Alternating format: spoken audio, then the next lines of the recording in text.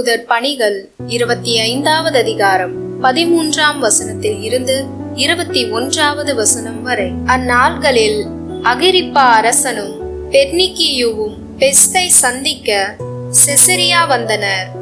அவர்கள் பல நாள்கள் அங்கு தங்கியிருந்த போது பெஸ்து பவுலுக்கு எதிரான வழக்கை அரசனிடம் எடுத்து கூறினார். பெலிக்சு கைதியாக விட்டு சென்ற ஒரு மனிதர் இங்கு இருக்கிறார். நாம் எருசலேமில் இருந்தபோது தலைமை குருக்களும் யூதரின் மூப்பர்களும் அவரை பற்றிய வழக்கை என்னிடம் தெரிவித்து அவருக்கு எதிராக தீர்ப்பளிக்க வேண்டும் என்று கேட்டுக்கொண்டார்கள். நான் அவர்களை பார்த்து, குற்றம் சாட்டப்பட்டவர் எவரும் குற்றம் சாட்டியவருக்கு முன் நின்று தம் மீது சுமத்தப்பட்ட குற்றத்தை பற்றி விளக்குவதற்கான வாய்ப்பை பெற வேண்டும். அதற்கு முன் அவருக்கு தீர்ப்பளிப்பது ரோமையரின் வழக்கமல்ல என்று கூறினேன். எனவே அவர்கள் இங்கே வந்தபோது சற்று காலம் தாழ்த்தாமல் மறுநாளிலேயே நான் நடுவர் இருக்கையில் அமர்ந்து அவரை என்னிடம் கூட்டிக் கொண்டு வருமாறு ஆணை பிறப்பித்தேன். குற்றம் சுமத்தியவர்கள் எழுந்து பேசிய போது நான் நினைத்திருந்த கொடிய குற்றம் எதுவும் அவர் மீது சுமத்தவில்லை. அவர்கள் அவருக்கு எதிராக சொன்னதெல்லாம் தங்கள் சமயத்தில் உள்ள சில கருத்து வேறுபாடுகளாக தான் இருந்தன. இறந்து போன இயேசு என்னும் ஒருவரை பற்றியும் அவர்கள் பேசினார்கள். இந்த இயேசு உயிரோடு இருப்பதாக பவுல் சாதித்தார். இக்கருத்து சிக்கல்களை பற்றி கேட்டதும் நான் குழம்பி போய், நீர் எருசலேமுக்கு வருகிறீரா? அங்கு இவை பற்றி விசாரிக்கப்பட விரும்புகிறீரா என கேட்டேன். பவுல், பேரரசரே விசாரித்து தீர்ப்பு அளிக்கும் வரை தம்மை காவலில் வைக்க வேண்டும் என்று கேட்டுக்கொண்டார்.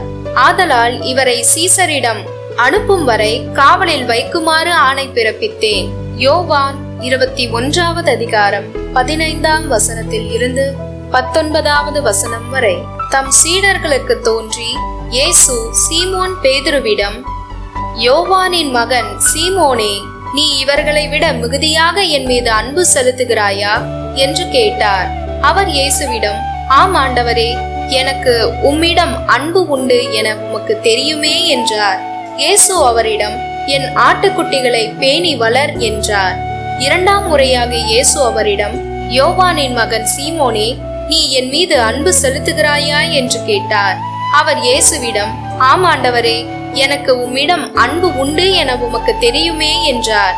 என் ஆடுகளை மேய் என்றார். மூன்றாம் முறையாக இயேசு அவரிடம், யோவானின் மகன் சீமோனே, உனக்கு என்னிடம் அன்பு உண்டா என்று கேட்டார். உனக்கு என்னிடம் அன்பு உண்டா என்று இயேசு மூன்றாம் முறை கேட்டதால் பேதுரு துயருற்று அவரிடம், ஆண்டவரே, உமக்கு எல்லாம் தெரியுமே, எனக்கு உம்மீது அன்பு உண்டு என்பதை நீர் அறியாத ஒன்றா என்றார். இயேசு அவரிடம், என் ஆடுகளை பேணி வளர் என்றார். நீ இளைஞனாக இருந்தபோது நீயே இடையை கட்டிக்கொண்டு உனக்கு விருப்பமான இடத்தில் நடமாடி வந்தாய். உனக்கு முதிர்ந்த வயது ஆகும் போது நீ கைகளை விரித்து கொடுப்பாய். வேறொருவர் உன்னை கட்டி உனக்கு விருப்பம் இல்லாத இடத்திற்கு கூட்டி செல்வார் என உறுதியாக உனக்கு சொல்கிறேன் என்றார். பேதுரு எவ்வாறு இறந்து கடவுளை மாட்சிப்படுத்த போகிறார் என்பதை குறிப்பிட்டே அவர் இவ்வாறு சொன்னார். இதை சொன்ன பின் பேதுருவிடம், என்னை பின்தொடர் என்றார்.